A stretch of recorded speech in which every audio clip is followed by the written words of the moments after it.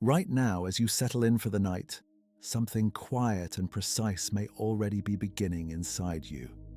Not sleep itself, not yet, but the preparation for sleep. A lowering, a softening, a change in the body's sense of time.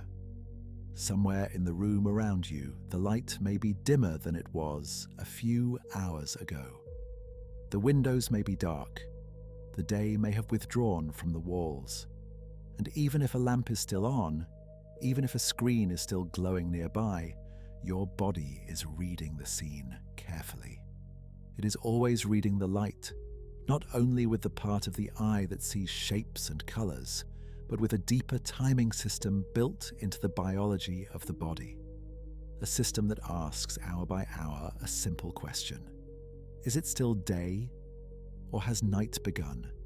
And when the answer becomes clear enough, when the brain receives enough darkness, enough quiet, enough regularity, a small gland deep within the brain begins releasing one of the most misunderstood signals in human sleep: melatonin. Most people meet melatonin as a pill. They see it on a shelf in a bottle beside magnesium, sleep teas, gummies, and other promises of rest. And because of that, it is easy to imagine melatonin as a sleeping pill that the body happens to make on its own. But inside you, melatonin is something more subtle than that. It is not a hammer that knocks you unconscious. It is not a switch that forces the brain off. It is not the whole reason you sleep. Melatonin is closer to a signal of darkness. A message that says, the day is ending. The outer world is quieting. The inner world may now begin to change.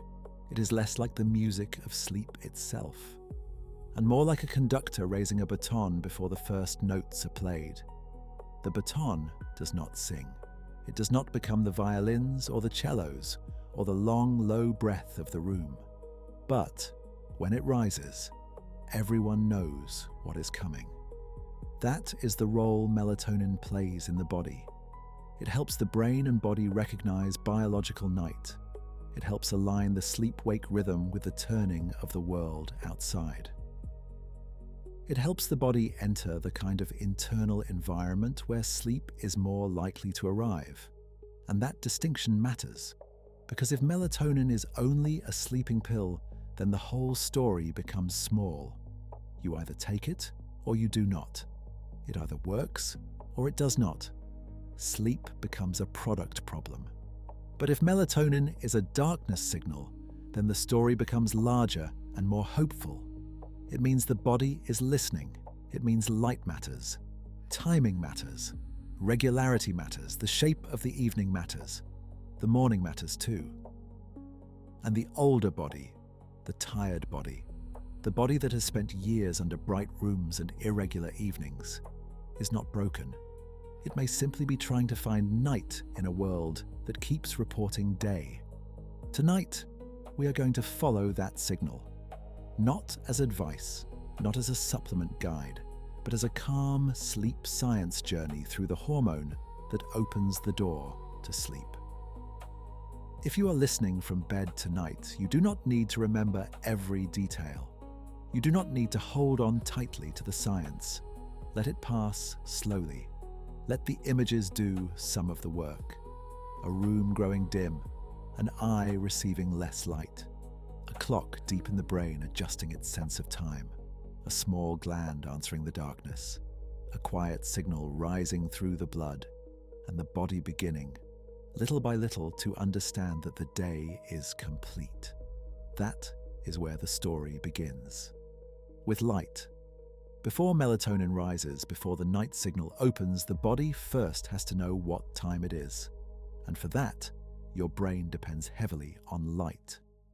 You can think of light as information, not just brightness, not just something that helps you see the edge of a chair or the words on a page. Light is time information. It enters the eye, reaches specialized cells in the retina, and travels along pathways that help inform the brain's master circadian clock.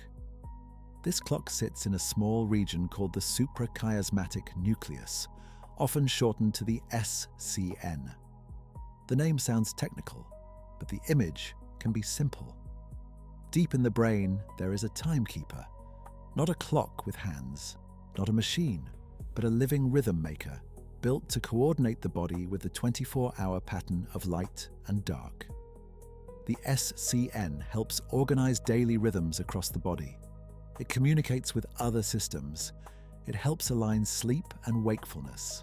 It helps coordinate temperature, hormones, alertness, metabolism, and many other rhythms that rise and fall across the day. And one of the signals tied to this clock is melatonin. As evening comes and light fades, the pathway from the eye to the brain begins reporting a different world. The brightness drops, the intensity changes, the quality of the light shifts.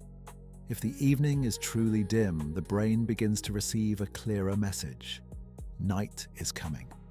Then, through a chain of signals, the pineal gland begins releasing melatonin into the bloodstream. The pineal gland is small. It sits near the center of the brain. It does not need to be large to matter because it is not pushing the body by force. It is releasing information. Melatonin moves through the blood like a time mark. It tells tissues throughout the body, this is night. Not night by the clock on the wall. Night by the body's own internal language. That is why researchers often describe melatonin as a marker of circadian phase. In plain language, it helps show where the body thinks it is in the day-night cycle. And this is also why melatonin cannot be understood apart from light. Light is not just the opposite of darkness. Light is the message that shapes the darkness signal. If you have spent a night with the story of falling asleep itself, you may remember the body does not simply fall off a cliff into unconsciousness. It transitions, it changes state, it lowers some systems while others begin their own work. Melatonin belongs to the earlier part of that transition, the part where the body starts being told that the doorway is near, but it is not the whole doorway. Sleep also depends on sleep pressure, the gradual need for sleep that builds the longer you are awake. It depends on arousal systems quieting. It depends on temperature shifting. It depends on stress chemistry settling, on habits, on environment, on breathing, on the brain's own readiness. Melatonin does not replace those things. It helps time them. This is why the conductor image is so useful. If an orchestra is already prepared, if the musicians are seated, if the room has quieted, if everyone can see the baton, then the first movement begins with grace. But if the room is noisy, the lights are flashing, half the musicians are still walking in, and someone is playing a different song in the corner, the baton can rise and still struggle to gather the room. This is what happens in many modern evenings. The body is biologically designed to receive a strong contrast between day and night. Brightness in the day, darkness at night, activity in the day, quieting at night, morning light to anchor the clock, evening dimness to let the night signal rise. But the modern evening often blurs that contrast. Kitchen lights stay bright, screens glow close to the face. News, messages, and tasks keep the mind in daytime posture. Rooms remain lit as if the sun has not fully gone down. And the retina, faithfully doing its job, keeps sending information. Not judgment, information. This is why the better question is not, is blue light bad? The better question is, what time is my light telling my brain it is? Because the eye is not only looking, the eye is reporting, and the brain is listening. Studies of evening light show that light exposure can influence melatonin, alertness, and sleep timing. The exact effect depends on many things: how bright the light is, how close it is, how long it lasts, what wavelengths it contains, when it happens, and even what kind of light the person has already been exposed to earlier in the day. That is why the story is more nuanced than simply saying one kind of light is bad and another kind is safe. The body reads light as a whole pattern. A bright screen held close in a dark room is not the same as a lamp across the room. A brief glance is not the same as hours of exposure. A warm, dim light is not the same as bright overhead lighting. A person who had strong morning daylight may respond differently than someone who spent the whole day indoors under weak light. The timing system is sensitive. It is also adaptable. It keeps trying to make sense of the pattern you give it. And melatonin rises most clearly when the pattern says night. This is one of the reasons dim light before bed can feel so different from a bright room. The dimness is not magic. It is coherence. It tells the timing system a story that makes biological sense. The day had brightness. The evening now has softness. The night is being allowed to arrive. Inside that arrival, melatonin begins to rise. Not all at once, not like a curtain dropping, more like a tide coming in, slowly, quietly, with a certain patience. Researchers sometimes measure the beginning of this rise under dim light as a way to understand circadian timing. In ordinary life, you do not need to measure it. You can simply imagine it as the body's internal dusk. The outer dusk may happen at sunset. The inner dusk happens when the brain receives enough evidence that evening is truly here. And those two do not always match. That is one of the hidden reasons sleep can feel confusing. The clock may say it is late, your schedule may say it is bedtime, your body may be tired. But if your internal timing system has been receiving bright, stimulating, irregular messages, the inner dusk may be delayed. The body may be tired, but not timed. Ready in one way, but not in another. That feeling can be deeply frustrating. You lie down, you want sleep. You know you need sleep. The day is over by every reasonable measure, but inside, something has not fully crossed over.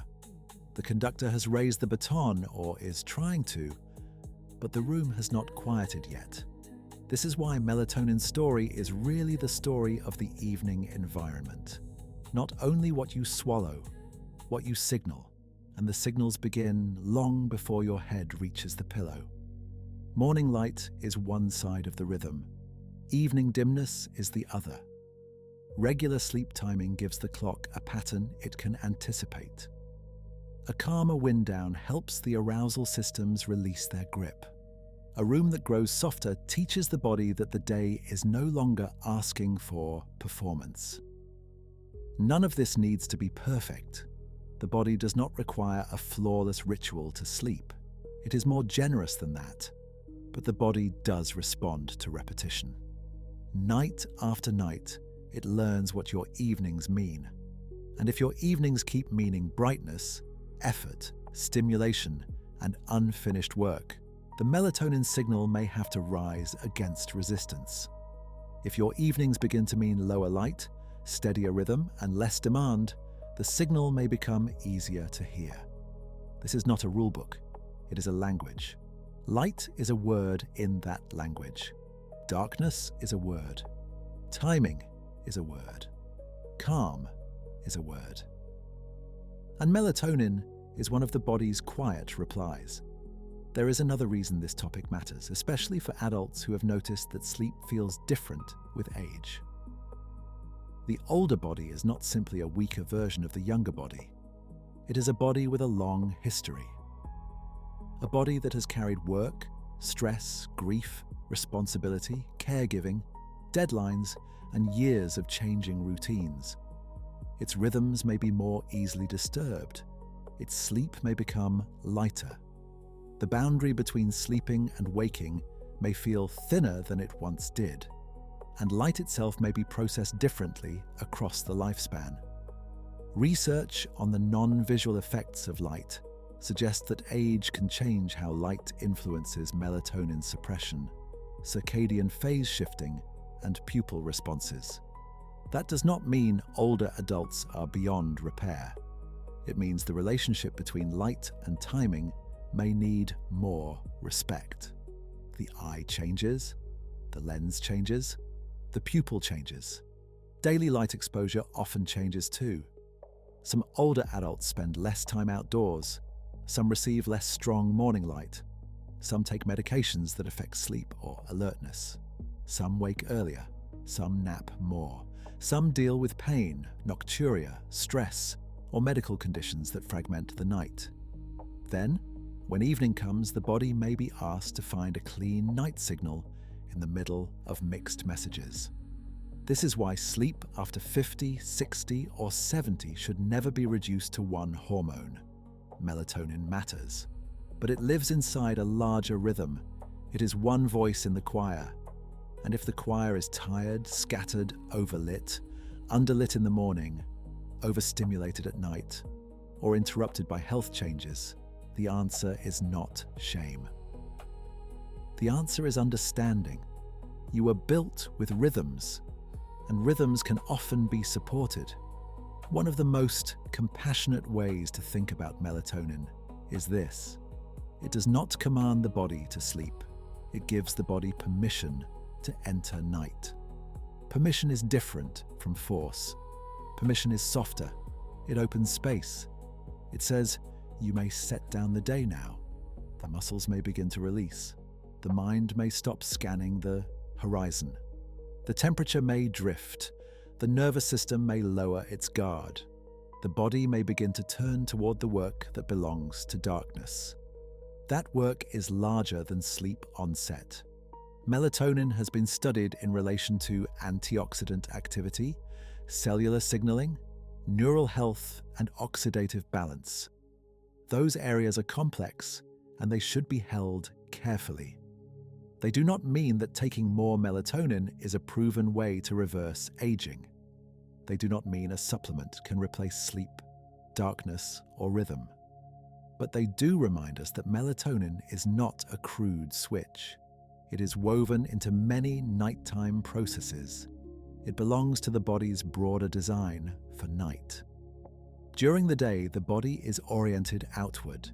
It takes in light, food, movement, stimulation, decisions, conversations, effort. The day asks you to respond. At night, the body turns inward. It does not stop being active. It becomes active in a different way. Sleep is not emptiness. It is organized quiet. It is repair, sorting, recalibration, memory processing, immune communication, metabolic adjustment, and countless small acts of restoration that do not need your conscious permission. Melatonin helps mark that inward turn, like a lantern being lit at the edge of a path. Not the path itself, not the walking, but a signal that says, this is the way into night. And because melatonin is tied so closely to darkness, the modern relationship with it can become confused. We live in a world where darkness is optional. For most of human history, night arrived with authority. The sun went down, and although fire and candlelight existed, the scale of evening light was different. Darkness had weight. It entered the room. It changed what people could do. It slowed the day because the world itself became less available. Now, the day can continue indefinitely. The kitchen can be bright at midnight. Work can follow you into bed. Messages can arrive while the pillow is already under your head. Entertainment can continue without any natural stopping point. And the body, patient but honest, keeps reading the signals. It may not know that you are only checking one more thing. It may only know that light is near the eyes, that alertness is being requested, that attention is being pulled forward, that the day has not quite been released. This does not mean you need to fear every lamp or every screen. Fear is not the right atmosphere for sleep. The point is not to become anxious about light. The point is to remember that the body understands light as timing. And if sleep has been difficult, the evening light environment is one of the gentlest places to begin listening. Not because it fixes everything, because it speaks directly to the system that helps the body know when night has begun. There is a phrase people often use when they cannot sleep. My mind will not turn off. It is a real feeling, but the body does not actually sleep by turning everything off. It sleeps by changing state. The brain remains active. The body remains intelligent. The night has its own order. Melatonin supports the timing of that change, but it does not erase thought by force. It does not silence grief. It does not solve chronic stress. It does not open an airway in sleep apnea. It does not treat pain. It does not replace evidence-based care for chronic insomnia. That is why a calm supplement caution belongs in this story. Melatonin can be useful in certain timing-related situations, and clinicians may use it or related medicines in specific ways. But for chronic insomnia in adults, major sleep guidelines do not treat over-the-counter melatonin as the central answer. Behavioral approaches, including cognitive behavioral therapy for insomnia, have strong support as first-line care. In plain language, if sleep has become a chronic struggle, it deserves more than guessing in the supplement aisle. It deserves care, it deserves assessment, it deserves someone asking about stress, breathing, medications, pain, mood, alcohol, caffeine, light, schedule, and the many other factors that can keep a body from settling. This is not meant to make the story heavier. It is meant to make it kinder. Because when people think melatonin is just a sleeping pill, they may blame themselves when it does not solve everything. They may think, even this did not work. But perhaps the problem was never that simple. Perhaps the body was asking for a rhythm, not just an ingredient. Perhaps it was asking for a stronger morning, a softer evening, a more regular bedtime, a darker room, a calmer nervous system, a real conversation with a clinician when sleep has become persistent and distressing. Melatonin is part of the story, but it is not the whole story. That is the point. If you imagine the evening as a shoreline, then melatonin is the tide beginning to change. The water does not rush. It does not announce itself. It simply begins moving in another direction. At first, almost nothing seems different. The sand is still visible. The air is still. The horizon looks the same. But the current has shifted. This is how the body often changes at night. The earliest transitions can be quiet, a small drop in alertness, a slight change in temperature, a sense that the edges of thought are becoming less sharp, a yawn, a slower blink, a reduced desire to continue the day. And beneath those sensations, the timing system is doing its work. The SCN, the master clock, has received the message of fading light. The pineal gland has begun its nightly release. Melatonin is rising. The body is being told gently and repeatedly that night is here. When that signal is supported, sleep does not have to be chased so aggressively. It can be approached. You do not have to pounce on it. You do not have to monitor it every minute. You do not have to hold the door open with effort. In fact, effort often wakes the room. Sleep prefers invitation. It prefers conditions. It prefers a body that is allowed to stop proving the day. This is where the melatonin story becomes practical without becoming prescriptive. Because if melatonin is a darkness signal, then the body may benefit when the evening becomes more believable. Believable darkness. Believable quiet. Believable repetition. Not perfect darkness. Not a rigid ritual. Just enough consistency for the body to understand the message. The lamp gets lower. The screen moves farther away or is set down earlier.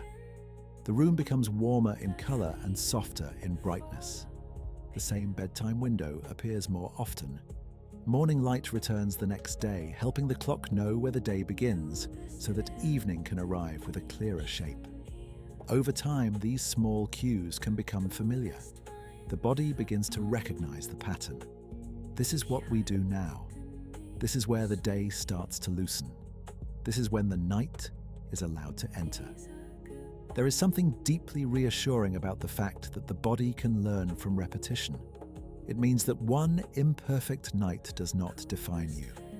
One bright evening does not ruin everything. One restless stretch does not erase the design. The clock keeps listening.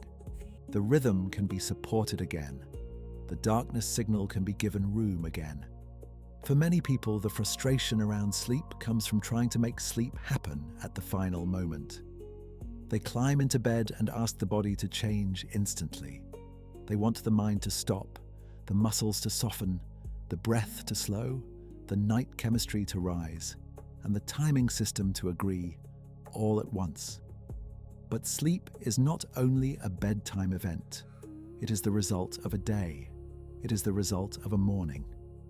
It is the result of light and movement and meals and stress and timing and evening cues. And melatonin sits near the threshold, receiving the evidence.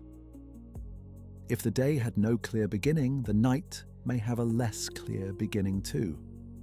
If the evening never became evening, the body may hesitate at the doorway. So the story of melatonin gently expands backward. It begins not at the bottle, not even at the pillow. It begins with the rhythm of light across the whole day. Morning brightness tells the body, now we are awake. Daylight strengthens the contrast. Evening dimness tells the body, now we are turning down. Darkness tells the body, now you may enter night. And melatonin answers that darkness. You can imagine it as a letter being sent through the bloodstream, to the brain, to tissues, to clocks throughout the body, a letter written in the language of night. The letter does not say, sleep now or else. It says, the conditions are changing. The day is complete. The body may begin its nightly work. There is a softness in that, and there is wisdom. Because the body was not made to live in one constant state. It was made with rhythms, rising and lowering, brightness and darkness, activity and rest, feeding and fasting, temperature rising and falling, alertness sharpening and then releasing. Melatonin belongs to that pattern. It is part of the lowering, part of the permission, part of the descent. And when you see it that way, the whole idea of sleep becomes less like a battle and more like a return. The body is not being defeated by sleep. It is returning to a state it was built to know. The evening may not always feel that way. Some nights the mind is busy. Some nights the body feels restless. Some nights worry keeps walking through the room long after the lights are low. On those nights, it can help to remember that melatonin does not need your attention to work. You do not need to feel it rising. You do not need to supervise the pineal gland. You do not need to check whether the signal has begun. The body does most of its best work quietly, in hidden places, at hidden times, with no announcement. And even when sleep is not immediate, the act of softening the evening still matters. Lower light still speaks, regularity still speaks, darkness still speaks, a calmer room still speaks. The body hears more than you think. There is another gentle correction here. Melatonin is often called the sleep hormone. That phrase is not completely wrong, but it can be misleading. It makes melatonin sound as if it creates sleep by itself.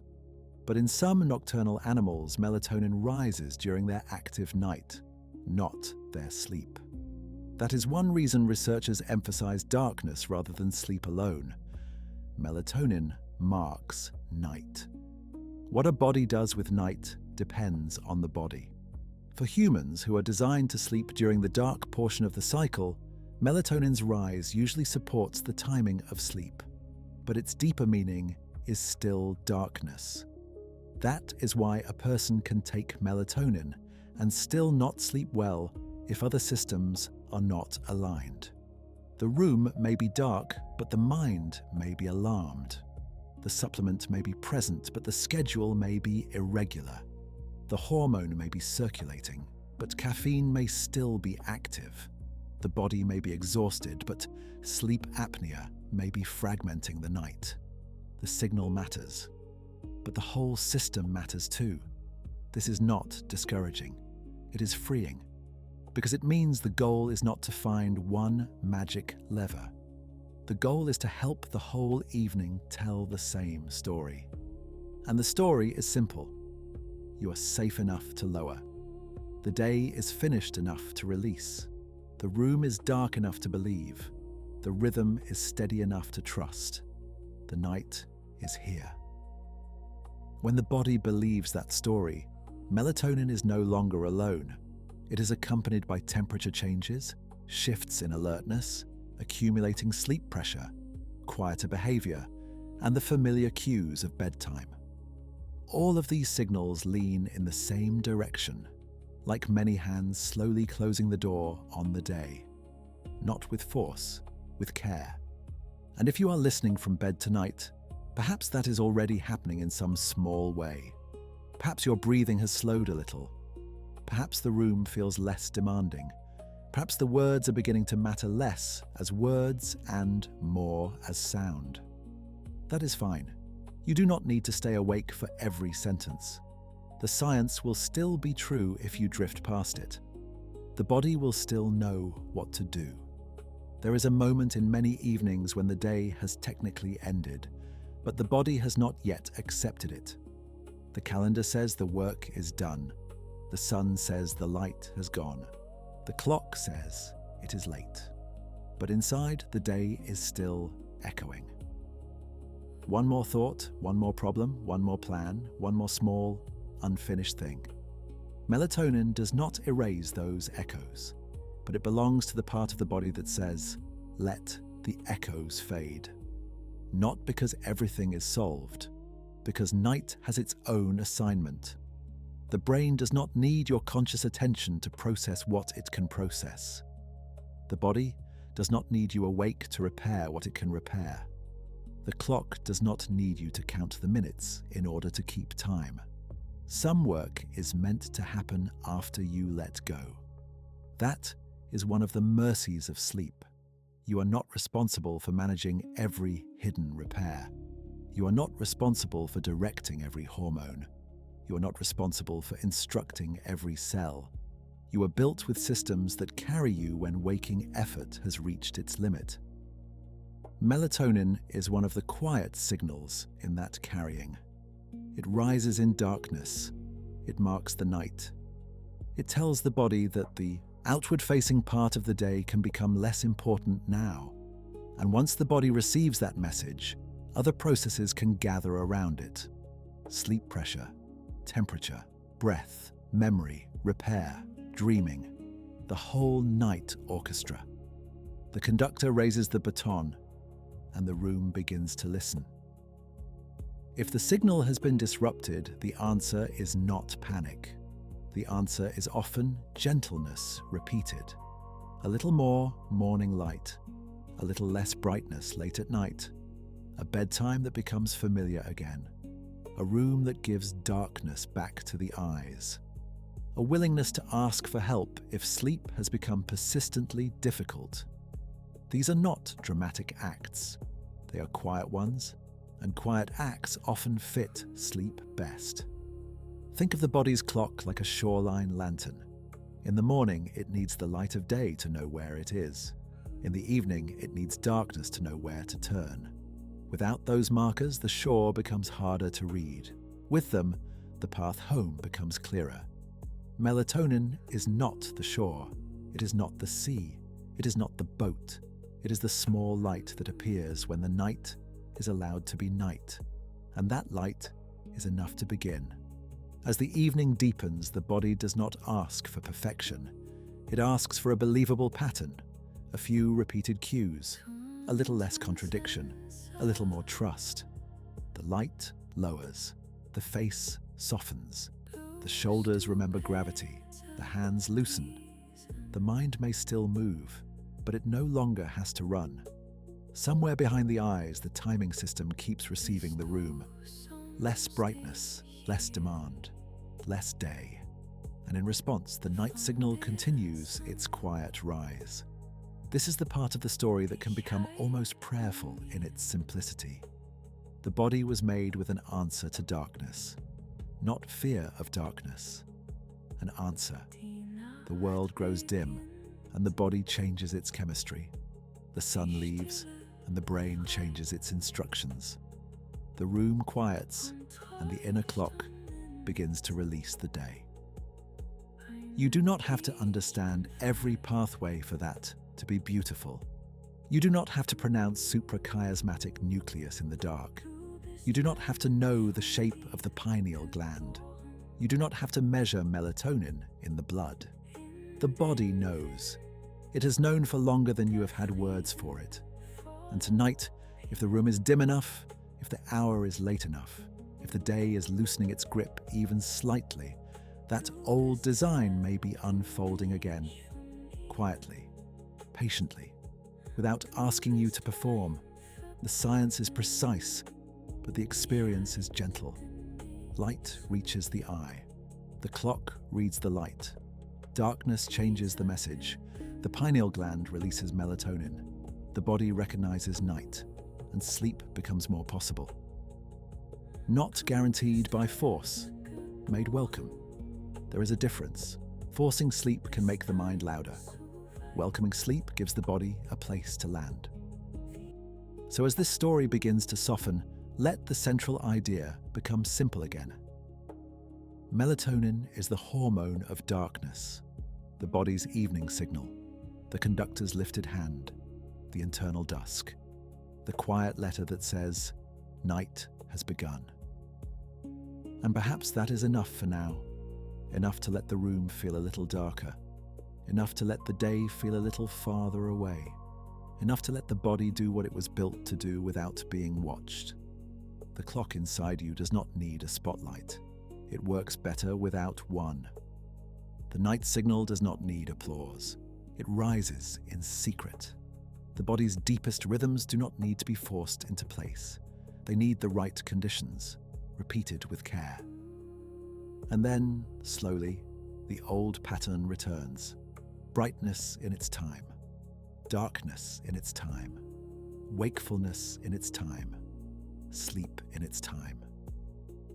The day carried you this far. The night can carry you the rest of the way. You may not feel the exact moment when melatonin rises. Most people do not. You may not feel the clock adjusting, the signal moving, the body crossing the threshold. But hidden things can still be real. The roots of a tree are hidden. The tide changes before the shore looks different. The first stars appear before the whole sky has surrendered to night. And the body begins preparing for sleep before sleep has fully arrived. That preparation is already a kind of rest. The lowering is rest. The dimming is rest. The quiet is rest. The willingness to stop reaching for the day is rest. So let the idea of melatonin become less like a pill and more like a permission. A permission written into your biology. A permission carried by darkness. A permission that says, you may stop now. You may let the day finish without solving every piece of it. You may let the room be dark. You may let the body find its rhythm again. You may let sleep come as a guest, not a task. And if it comes slowly, that is all right. Some doors open quietly. Some signals rise gradually. Some nights take their time. The body is still listening. The clock is still keeping. The darkness is still speaking. And somewhere inside that darkness, melatonin is doing what it was made to do. Not forcing, not rushing, not demanding. Simply telling the truth of the hour. It is night now. The day is done.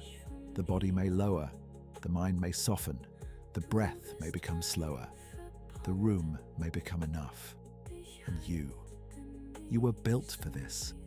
Built for brightness and built for darkness. Built for waking and built for sleep. Built with a clock inside you and a signal that rises when the world grows dim. So let the evening be evening. Let the night be night. Let the body receive what the darkness is saying. And if the words begin to fade now, let them fade. The conductor has raised the baton. The room has grown quiet. The first notes of night have already begun. And there is another quiet way to understand this signal. Melatonin does not belong only to the moment when you fall asleep. It belongs to the shape of the whole night. It rises as darkness becomes believable. It remains part of the body's nighttime language while the world outside stays dark. Then, as morning approaches and light returns, the signal fades again. The body does not need melatonin to be high all day. It needs contrast. It needs a rhythm that rises and falls. That rise and fall is part of the beauty. Because a signal that never changes is no longer a signal. If a lighthouse shone with the same intensity at noon and midnight, it would still be bright, but it would no longer tell the same story. Its meaning comes from the darkness around it. Melatonin is similar. Its meaning comes from timing. It is powerful because it appears at the right part of the cycle. It belongs to the dark hours. It tells the body that now is not the time for the bright, outward posture of the day. Now is the time for the hidden work. This is why the body can become confused when the difference between day and night grows too small. Too little morning brightness. Too much evening brightness. Too many irregular hours. Too many nights where the room says one thing, the clock says another, and the nervous system says something else entirely. The body keeps trying to translate all of it. It tries to make a pattern out of mixed signals, and often it does remarkably well. Even under imperfect conditions, the body keeps repairing, adjusting, compensating, and searching for rhythm. But over time, mixed signals can make sleep feel less natural than it should. You may feel tired without feeling sleepy. You may feel sleepy without feeling settled. You may feel exhausted but still alert. Those states are not imaginary. They are what it can feel like when different parts of the system are saying different things. Sleep pressure says, "We have been awake long enough." Stress chemistry says, "Keep watch." The clock says, "I am not fully sure where night begins." The room says, "There is still light." The screen says, "There is still information." The body says, "I am trying." In that kind of evening, melatonin may still rise, but it rises into a crowded room. The task is not to attack the room. The task is to make it quieter, a little at a time. That is a gentler way to think about sleep support, not as a collection of tricks, but as the gradual removal of contradictions. If the body is being asked to sleep, let the light agree. If the body is being asked to lower, let the room agree. If the body is being asked to trust the night, let the rhythm agree. When enough signals agree, sleep can stop feeling like something you must capture. It can begin to feel like something you are allowed to enter. And melatonin is one of the body's ways of recognizing that entrance. The signal is delicate but not fragile in the way people often fear. You do not need to treat the evening as if one mistake has broken the night. The body is more resilient than that. It was built to handle variation. It can sleep in hotels, in storms, in strange seasons, after travel, after noise, after imperfect days. But resilience is not the same as indifference. The body can tolerate mixed signals. It still prefers clear ones. This is especially important in a world where people often borrow from the night to finish the day. One more email, one more episode, one more scroll, one more check of tomorrow's weather, one more thought followed all the way down. None of these things seem large on their own, and sometimes they are harmless. But together, repeated night after night, they can keep the day alive inside the hour that was meant to become evening.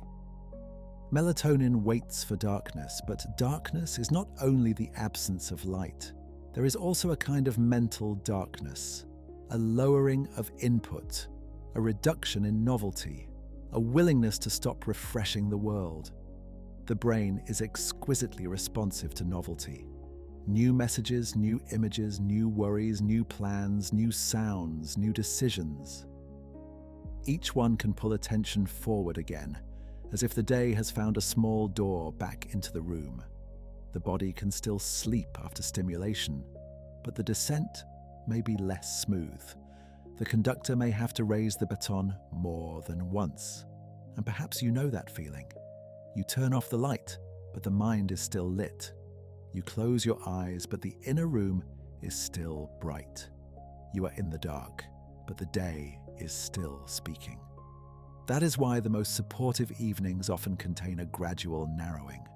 The world becomes smaller, the light becomes softer, the tasks become fewer. The questions can wait.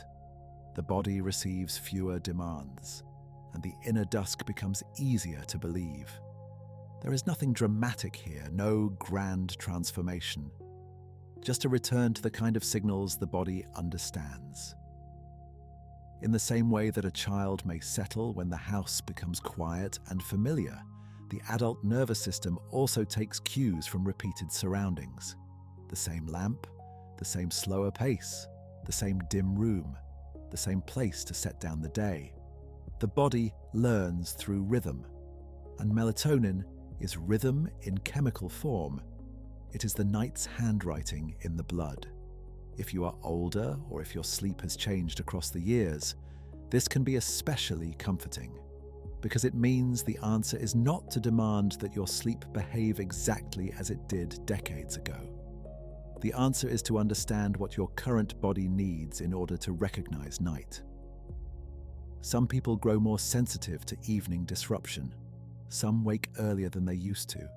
Some feel sleepy too early and then awake too early. Some feel less sleepy at bedtime because the day did not provide enough brightness, movement, or structure. Some feel fragmented because pain, breathing, temperature, bladder signals, stress, or medication effects keep interrupting the night. Melatonin is not the answer to every one of those patterns, but the melatonin story can still teach a larger lesson. Sleep is not isolated, it is connected. The night is connected to the day. The evening is connected to the morning. The hormone is connected to light. The signal is connected to rhythm. And the body is connected to the conditions around it. That means there are many gentle points of support. Not all at once, not perfectly, but enough to begin. Perhaps morning light becomes a little more regular. Perhaps evening light becomes a little lower. Perhaps the phone stops being the last face the eyes see before sleep. Perhaps the bedroom becomes less like an extension of the workday and more like a true night room. Perhaps chronic insomnia, if it is present, becomes something to bring into real care instead of private frustration. These are not failures of discipline. They are ways of cooperating with design, because the body is not separate from the world. It was made to answer the world. Light comes in and the body changes. Darkness comes in and the body changes. Food, movement, temperature, stress, silence, breath, all of them become messages. Melatonin is one of those messages. A remarkably quiet one. You cannot see it. You cannot hear it. You cannot feel it in the way you feel a heartbeat or a breath. But every night, under the right conditions, it becomes part of the conversation between the outside world and the inner clock.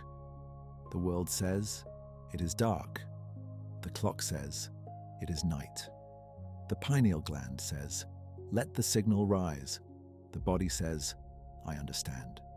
And then, sleep becomes less like an interruption and more like obedience to a deeper rhythm. There is peace in that. Not the peace of having solved every problem. The peace of not needing to solve every problem before sleep can begin. The day can remain unfinished and still be over. Tomorrow can remain unknown and still be allowed to wait. The body can enter night without a complete explanation of the morning. Sometimes the most important message melatonin carries is simply this: there is a time to stop.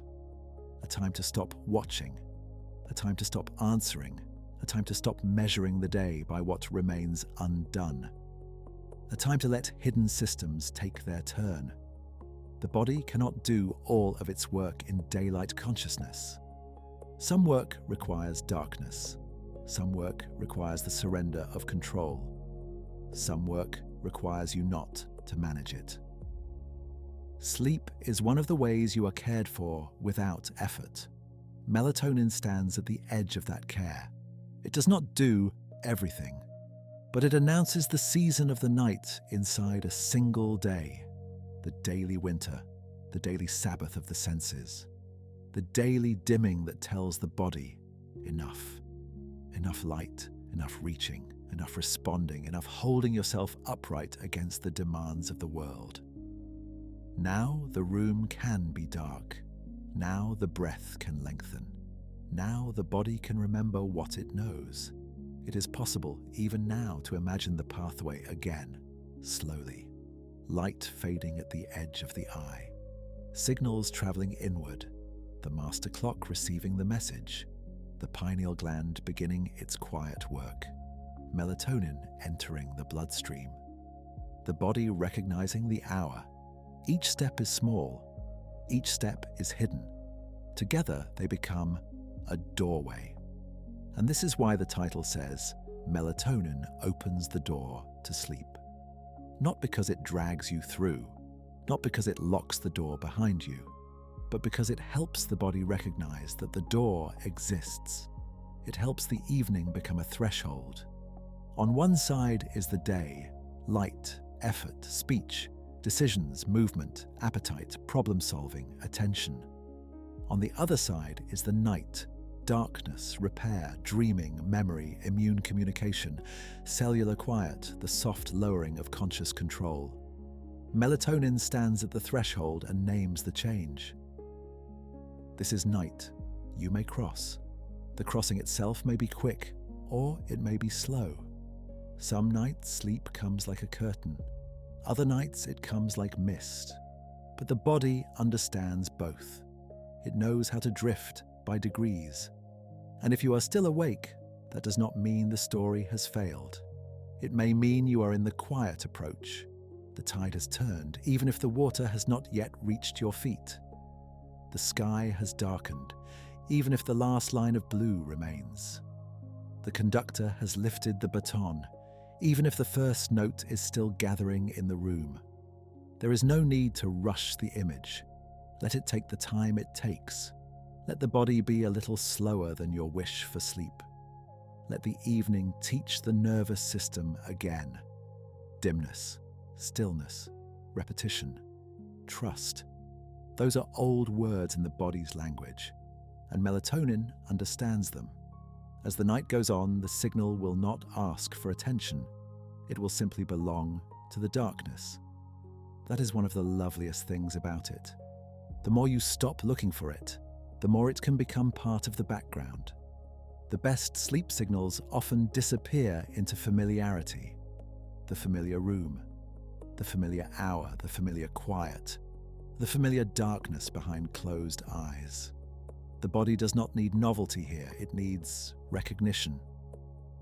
I know this place, I know this hour, I know what comes next. And what comes next does not need to be forced. If thoughts pass through, they can pass through a darker room. If a sound appears, it can appear and fade.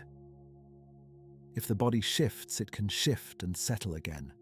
The night is wide enough for small movements. Sleep does not require absolute stillness at the doorway. It only asks that the day stop being invited back in again and again. So let the room remain simple. Let the dark be ordinary. Let melatonin be what it is. Not a miracle, not a command, not a promise sold in a bottle, but a faithful signal released when the body reads night. And let that be enough science for this part of the journey. The rest can become softer. The rest can become image. A lamp lowered, a hallway quiet, a window dark. a clock no longer needing to be watched, a body that has carried you, all day beginning to change its chemistry in secret, a mind that does not need to supervise the change, a night signal rising without sound. Somewhere the day has ended, somewhere the body knows. And even if you do not know the exact moment sleep arrives, you may know the approach. The thoughts become less useful. The edges of the room become less important. The body feels heavier or warmer or farther from the day. The breath becomes the nearest thing. Inhale, exhale. No need to deepen it. No need to count it. Just notice that it continues, like the clock continues, like the tide continues, like the night signal continues. This is the mercy of rhythms. They do not depend entirely on conscious effort. You can cooperate with them, but you do not have to create them from nothing. The body already has the design. You are not inventing sleep. You are returning to it. You are not manufacturing night. You are allowing it to be received. Melatonin is part of that receiving. It is the body's way of letting darkness become instruction. And tonight, instruction can be gentle. Lower, soften, release, wait, trust. The day is done. The night has begun. The body knows the difference. And little by little, as the signal rises and the room grows quiet, the doorway opens. You do not have to walk through it with effort. You can be carried. That is how sleep often comes. Not as an achievement, as a carrying, as a gradual giving over, as the body remembering the old rhythm and following it down. Down past the last bright thought, down past the last sharp edge of the day, down into the darker, kinder work of the night. The conductor's hand is still raised. The orchestra is no longer waiting. The first movement has begun so softly that you may not notice when listening becomes drifting. And if that happens, let it happen. Let the words blur. Let the science become atmosphere. Let the atmosphere become quiet. Let the quiet become sleep. The darkness is not empty. It is full of signals your body understands. And one of them, rising gently in the hidden chemistry of the night, is melatonin, the hormone of darkness, the keeper of timing, the quiet messenger at the threshold, the one that does not force the door, but opens it.